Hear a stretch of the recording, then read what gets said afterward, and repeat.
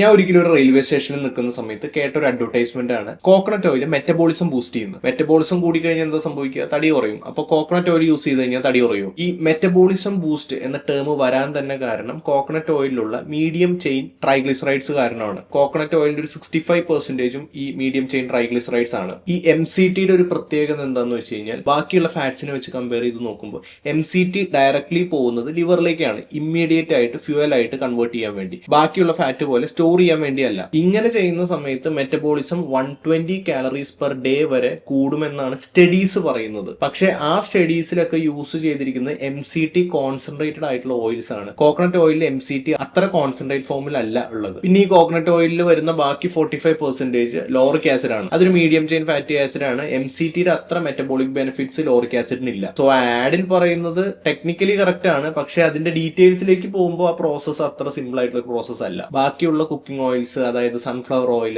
Mustard ഓയിലൊക്കെ വെച്ച് compare ചെയ്യുന്ന സമയത്ത് കോക്കനട്ട് ഓയിൽ ഒരു ബെസ്റ്റ് ഓപ്ഷൻ ആണ്. അതും വെർജിൻ കോക്കനട്ട് ഓയിൽ ആണെങ്കിൽ ബെറ്റർ ആയിരിക്കും. But always use coconut oil mindfully.